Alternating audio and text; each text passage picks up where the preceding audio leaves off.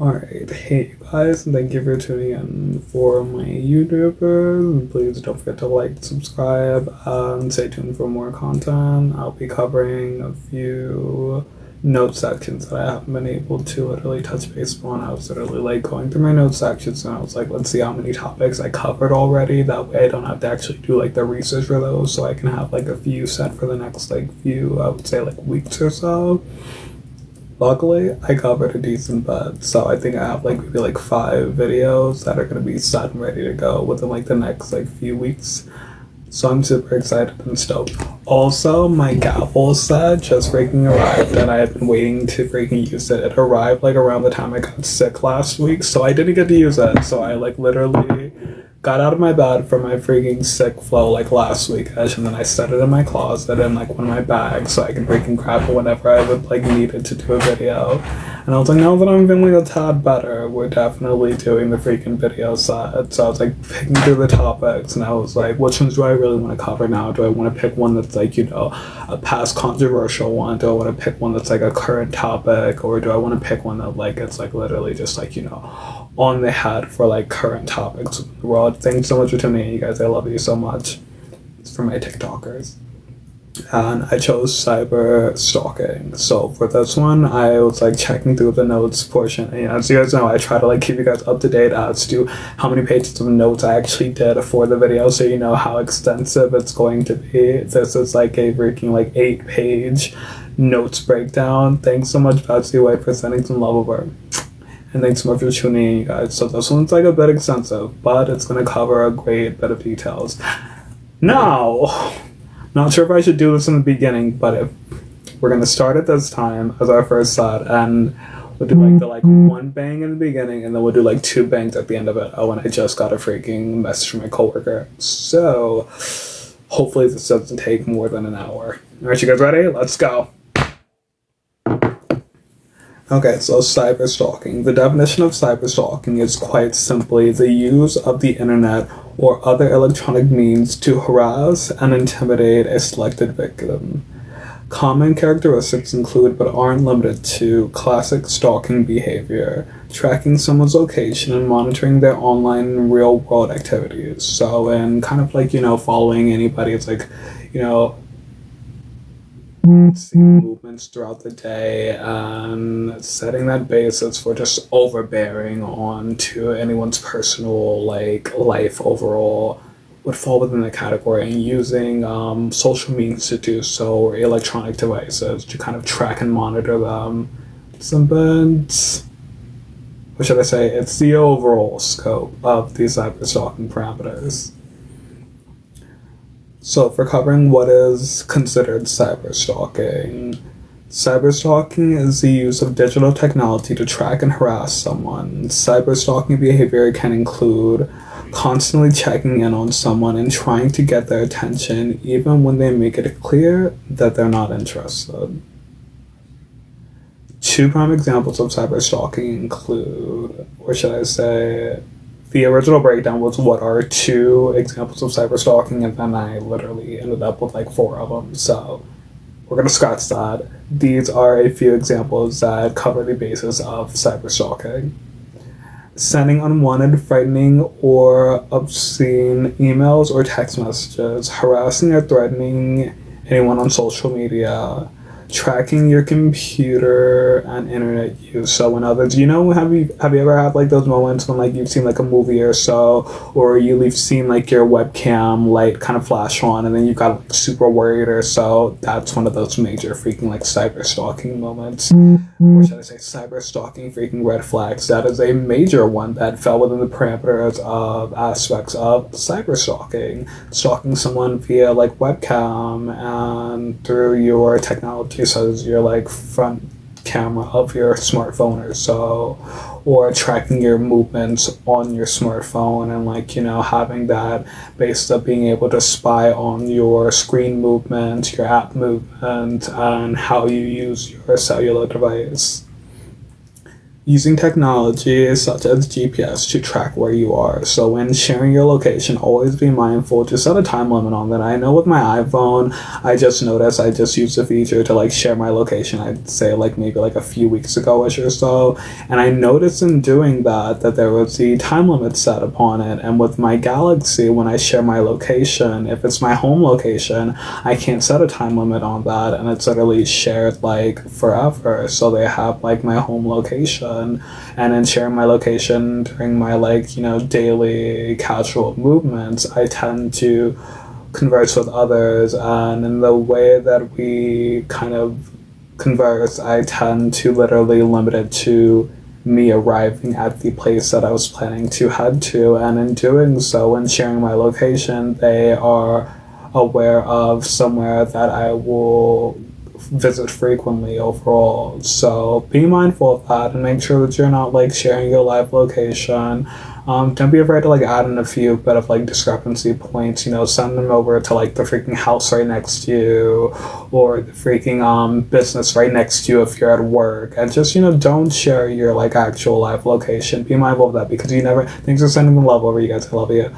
Always be mindful that you don't want people knowing exactly where you are, and it's not because of the basis of you want to literally just, you know, not be open to having others know where you are, because you're going to want to have that vibe where you're like, you know, I'm friendly, you know, I want others to know where I am, I want them to know that I'm open, but it's like you don't want to put yourself in danger. Thanks to Gallo for becoming the number 2 gifter. Love you guys so much, and thanks so much everybody that's tuned in. It's my TikTok livers, YouTubers. And just really set that basis for protecting yourself, your privacy, your security, and your own whereabouts from cyberstalking and dangerous situations. Let's see, and then, oh gosh, okay, so there are a bunch of like major questions within the next portion, so we'll go through each and then hit the key points if there are any like notions that aren't mentioned throughout. Can I report someone who is harassing me online?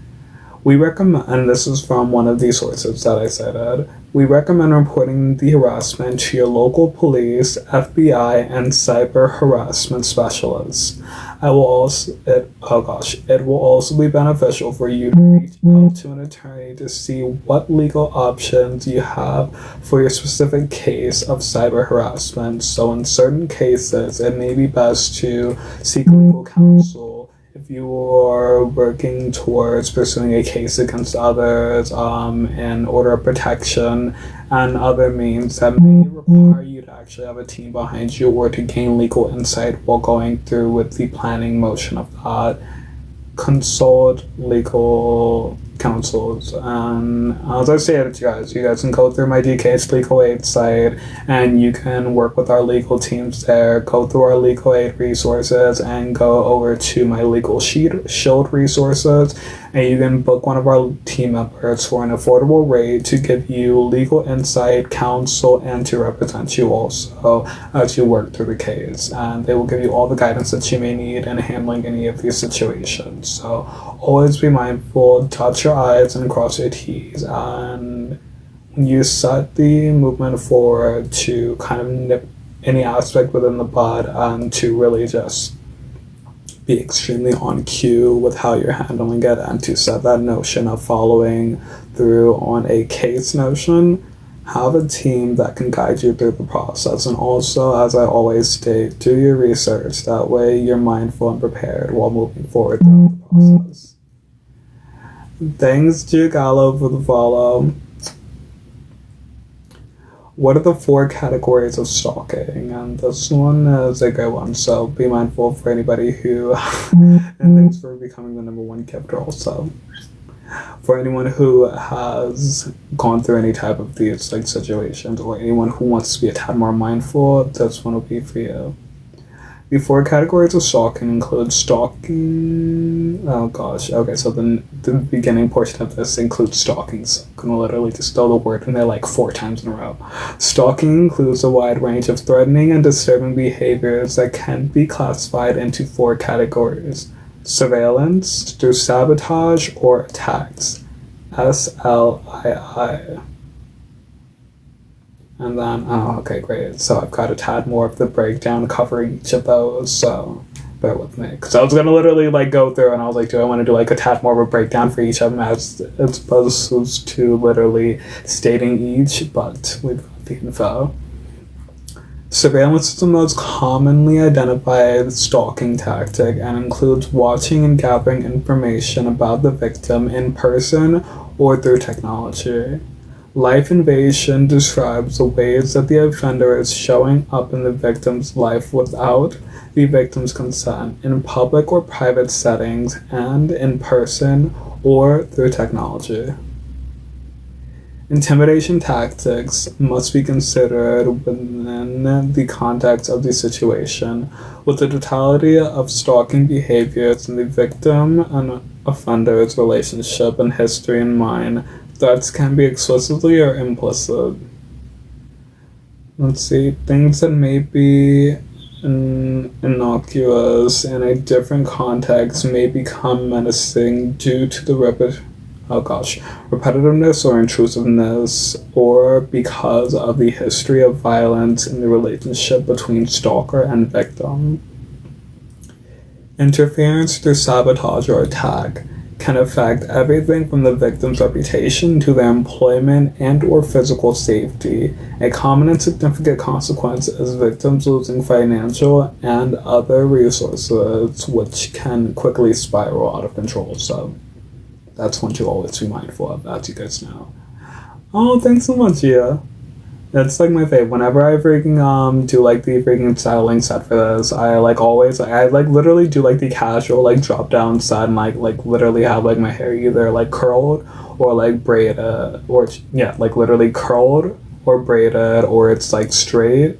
And then I'm like, I don't know, I always love like the braids in the front. It's like always like my favorite aspect, so I always try to like add it back in there. And then when I do like my hair like in my natural flow, I try to like add like braids on the side also. They're like a tad more inward, but it's like still like my favorite. It's like they're like so as opposed to being like within like the front portion like this, with my hair not being pulled down in the front, it's easier to notice that my hair is like down a bit. So I have like my braids like right behind like my front portion or so, or I'll have them like right in the front or like on the side by my ear, so it's easier to tuck behind my ear, and then I'll have like my braids. I don't know, I love it. It's one of my favorite aspects. And then I typically have like my hair in my like casual braids to ensure that all of my curls are like in uniform. Oh, thanks so much. Okay, I'm gonna pin your comment. That was so freaking cute. Cyberstalking is a crime in California that can be charged as a misdemeanor or a felony, depending on the circumstances of the case. Misdemeanor standards are as follows: up to 1 year in jail and or a fine up to $1,000. Felony up to 5 years in prison and or up to a fine of $1,000 also. Cyberstalking is defined as harassing or following someone with the intent to cause them to fear for their safety or the safety of their family using an electronic device. Examples of cyberstalking include leaving threatening comments on social media, sending offensive messages through text or direct messages, electronically distributing personal information about someone to cause a third party to harass them. So in soliciting others to participate with you within cyber stalking, you're also committing that freaking crime of cyber stalking. If you've committed the first offense of that notion of cyber stalking someone, that's the first red flag. If you solicit others to do the same as you, that's the second red flag to add on to the first one that you've already freaking done. So, all no-goes overall.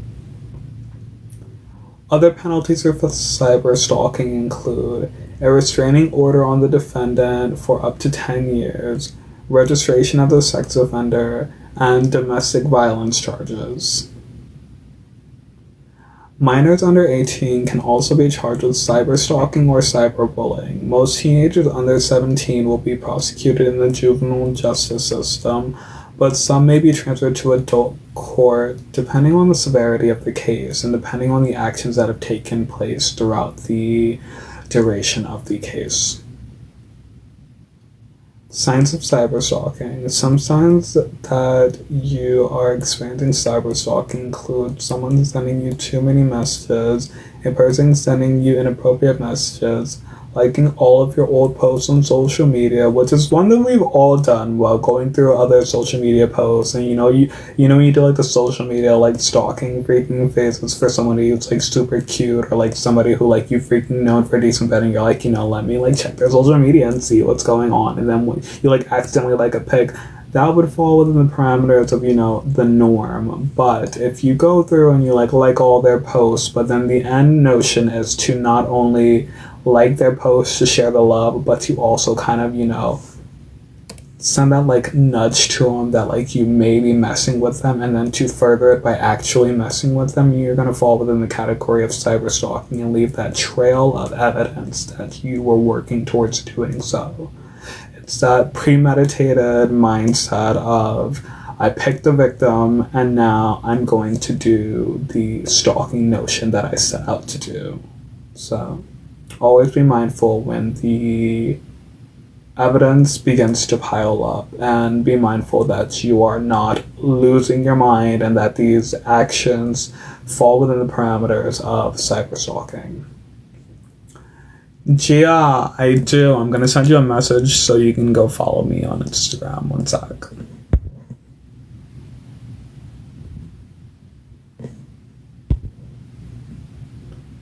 I'll send you one of my personal ones, and then I'll follow you back.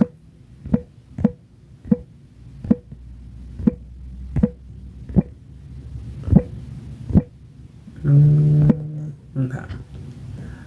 That's my personal. You can go follow me, and then I'll follow you back. Let's see. Manipulating you into interacting with them online or trolling you, which is, again, as stated, could be the leading aspect to follow after the spam of likes on your feed, to kind of set that aspect of, picking the victim. And then the following aspects may be, after they've, lured you into a false sense of security, they will then, troll your posts with, comments where some will be, the love aspect and some will be like, the hate aspect. And in that aspect, you kind of have to be mindful, because as I stated in one of the last live sessions that I did, when I got a bunch of spam comments, these are kind of one of those things where you have to be mindful of. And it's like, although there are those aspects where there are people like sending, the love out there and, following, there are also the aspects of the comments that are sent out. And if the comments don't match the notion of the actions taken, it sets that notion of, should I be leery and should this be flagged? And again, luckily there's an amazing system in place, so a lot of the comments became flagged after as spam and offensive. But always be mindful of that, because a lot of people set the notion to kind of lure others into a false sense of security and to create that aspect of that bond, that sense of coordination where you each seem as though you are for that freaking aspect of,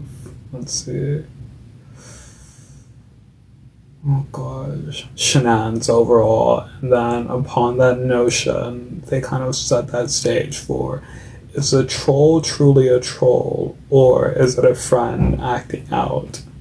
And overall, it's a troll being a troll. Okay, let's see. Gia, you can send over some topics and comments as always. I'm going to, if you send over a few topics or comments that you want me to talk upon, or if you send over a few questions that you want to have a back and forth with me on, send them through, and I'll take a break around page maybe 4 or 5-ish. I think I'm nearly through page 3, so maybe around like page 5-ish or so. And thanks for the follow. I just got a notification about a message that went through, so I'll follow you back in just a bit. But in the off chance that I have this account, I'm pretty sure it's like logged in on my iPhone, I may be able to follow you before the video concludes. Yeah, I just got your follow. Simply Gio. Alright, gonna follow you back in just a sec. And then I'll shoot you a message in just a few. Let's see. Online impersonality, GPS tracking, threatening messages, catfishing, as we all know, and doxing are also behaviors associated with cyberstalking. So, continuing the examples of cyberstalking, we're going to do a brief breakdown, and so I don't have to hit the major cue points, they've all been included in each of the key notions, so let's get through these. There are a decent bit. When it comes to cyberstalking, those who engage in this behavior use a variety of tactics and techniques to harass, humiliate, intimidate, and control their targets. In fact, many of those who engage in cyberstalking are technologically savvy as well as creative and come up with a multitude of ways to torment and harass their targets. So, what is considered cyberstalking? Here are some examples of things people who cyberstalk might do. Post rude, offensive, or suggestive comments online. Follow the target online by joining the same group or forums. Send threatening, controlling, or lewd messages or emails to the target. Use technology to threaten or blackmail the target. Tag the target in posts excessively, even if they have nothing to do with them. Comment on or like everything the target posts online. Create fake accounts to follow the target on social media. Message the target repeatedly. Hack into or hijack the target's online accounts. Attempt to extort sex or explicit photos. Send unwanted gifts or items to the target. Release confidential information online. Post or distribute real or fake photos of the target. Bombard the target with sexually explicit photos of themselves. And then just a few more, and then we'll hit the next notion point. Create fake posts designed to shame the victim. Track the target's online movements by installing tracking devices. Hack into the target's camera on their laptop or smartphone as a way to secretly record them. Continue the harassing behavior even after being asked to stop. What are the main types of cyberstalking? And then let's see. I think this is like one of our final like question notions until like I would say maybe like the next page or so. According to some older research, cyberstalking often falls into 4 main types: vindictive, composed, intimate, and collective. Vindictive cyberstalking involves threats. Composed cyberstalking involves annoyance and harassment. Intimate cyberstalking involves exes or people infatuated with the victim, and collective cyberstalking involves a person being cyberstalked by a group or individuals. Consequences of cyberstalking include: just like stalking, cyberstalking has the potential to cause a wide range of physical and emotional consequences for those who are targeted. For instance, it's not common for those who are being harassed online to experience anger, fear, and confusion.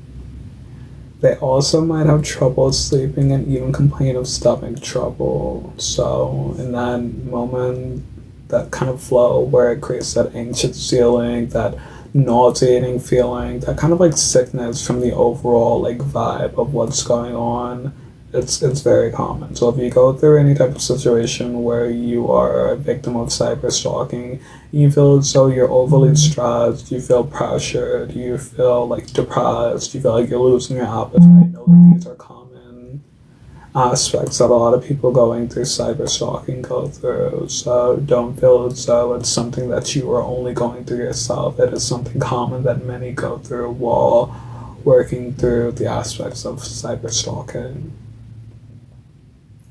The consequences of cyberstalking also impact a person's mental health and overall well-being.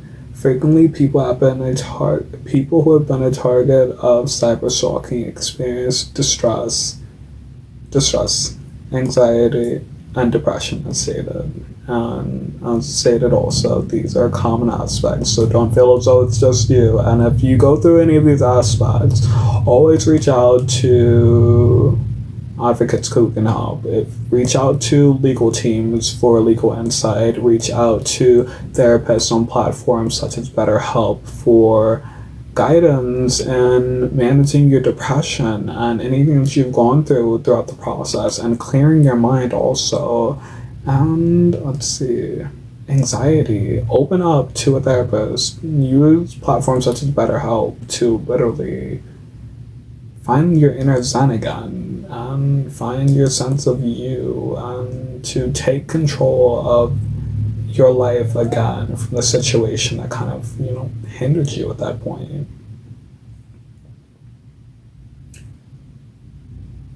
There are even reports that targets of cyberstalking may experience post-traumatic stress disorder and suicidal ideation. I was so expecting ideation. Suicidal ideation.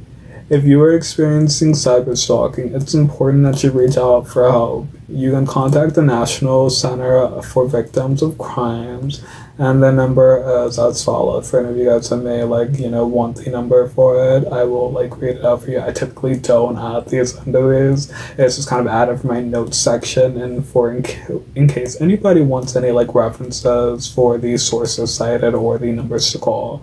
So it's 1-855-484-2846. And if you or a loved one are in immediate danger, be sure to call 911 right away and gain the assistance that you need from our dedicated teams that are working around the clock to ensure your safety.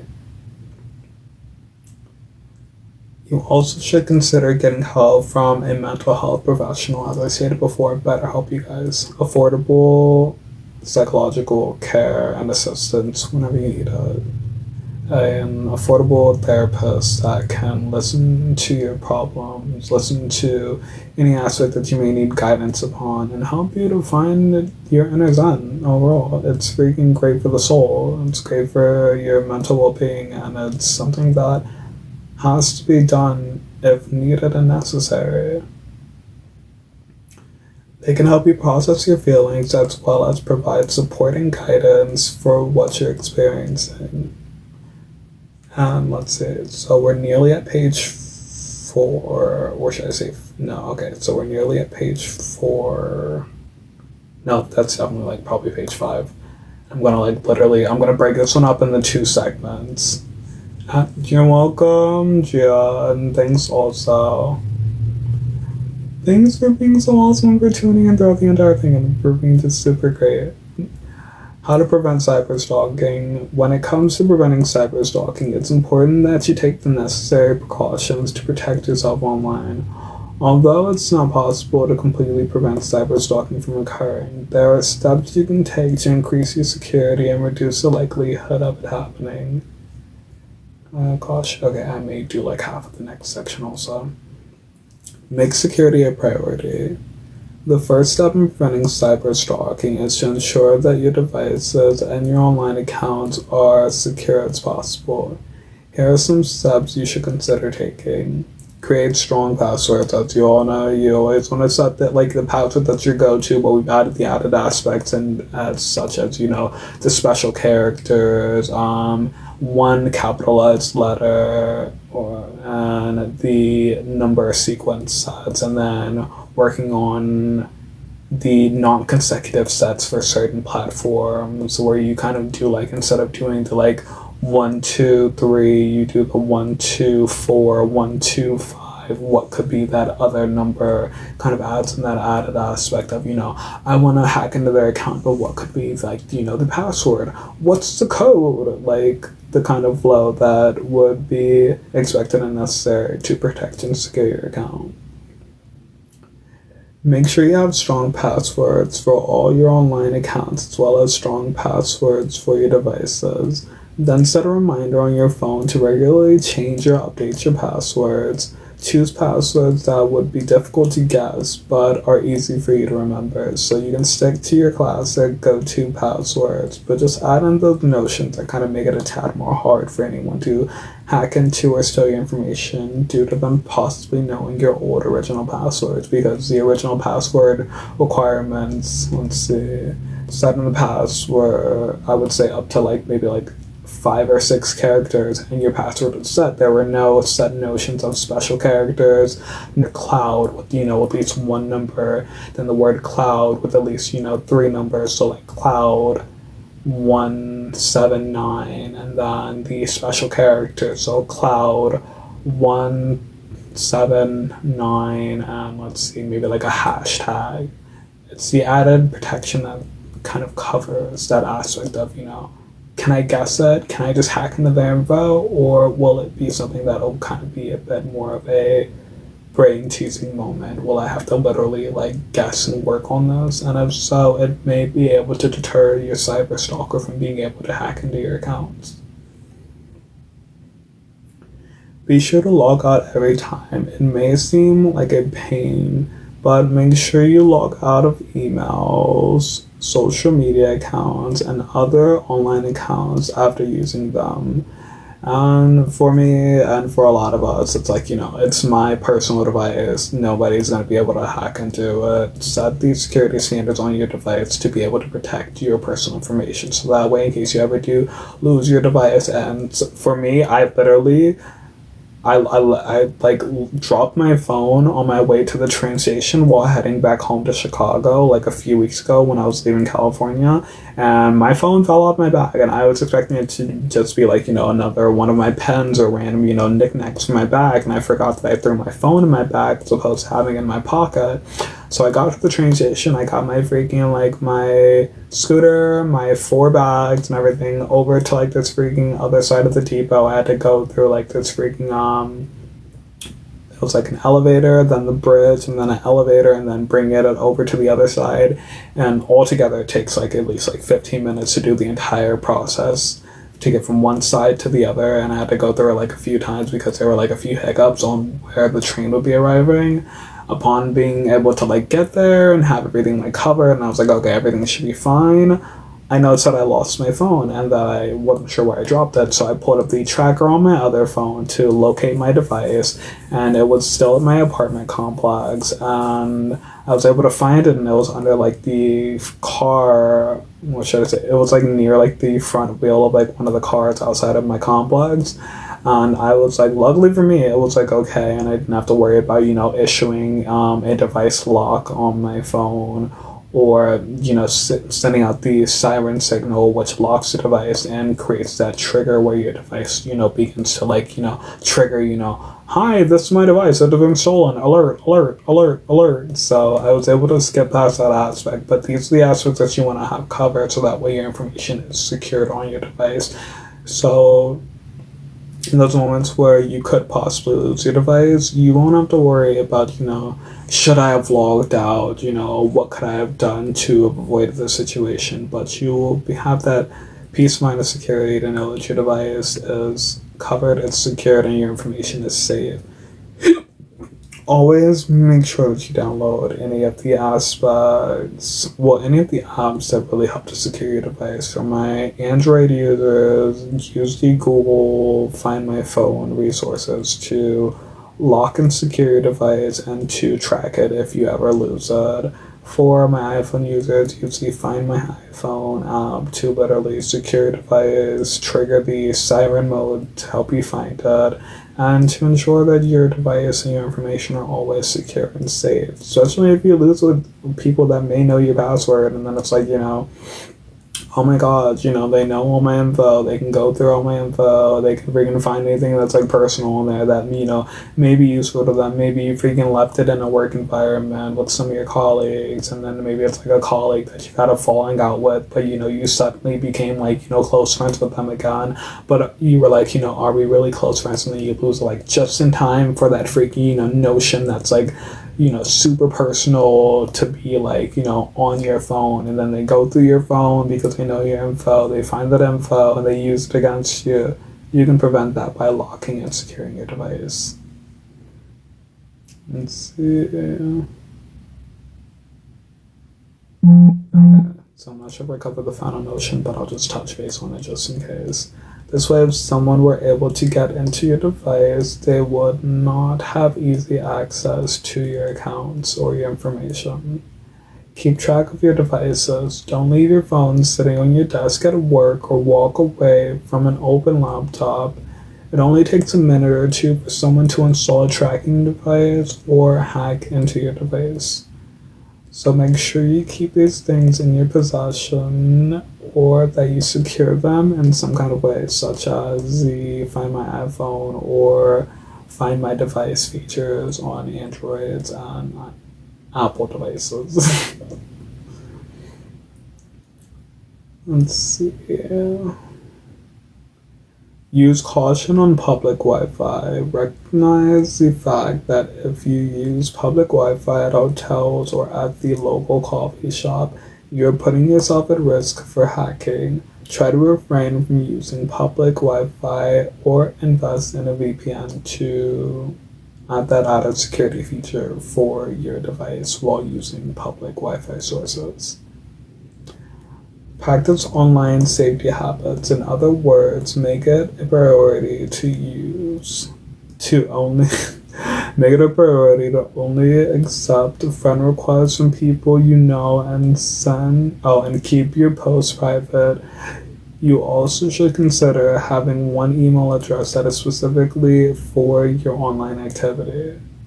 Use this email when you do your online shopping or join loyalty programs. That way everything is kept safe and separate email sections that are secured. So when you're scrolling through and checking through your emails, everything that pops up should coordinate with what you have set to be within that email.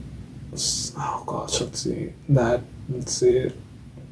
In that email category, everything that you've dedicated to that, such as your online accounts in one, your shopping accounts in another, and your private and business emails set within another. So just on that basis, you kind of not only protect your mindset, but to protect your overall security of your account. So that when you're scrolling through, you're checking for spam, and you're checking for any type of hiccups that may be taking place.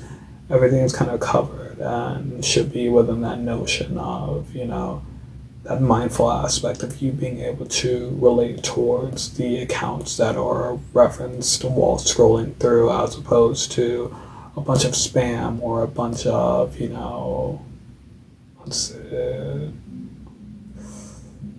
I would say overall spam, because when I check my email, I literally always have to do like spam checks. I'd say I probably do at least one spam check a month, and it's like, there are the general spam accounts that are flagged by my email platforms, and then there are like the other hiccups that get through, or the other accounts that kind of like send emails through from things that I've signed up for, or from being able to find my email online, and in doing so, it's like I have to do like the freaking clearing out of those, send them over to the spam section, report those as freaking unsolicited freaking spam accounts. But it's always something to be mindful of, and always being able to reference towards your typical shopping platforms and communication standards, as opposed to something that may be out of the ordinary. It will help you kind of set that basis for what is going on in my email overall. Okay, let's see if I can get an update. I think I am on, yes, okay, so I made it to page 5, and there are like 3 more pages, so the next one will be like very brief and short. However, I'm glad that we were able to touch base on this one, and that you guys are able to see my new gavel. Alright, I'm going to close this out on my browser. Should I say on my PC?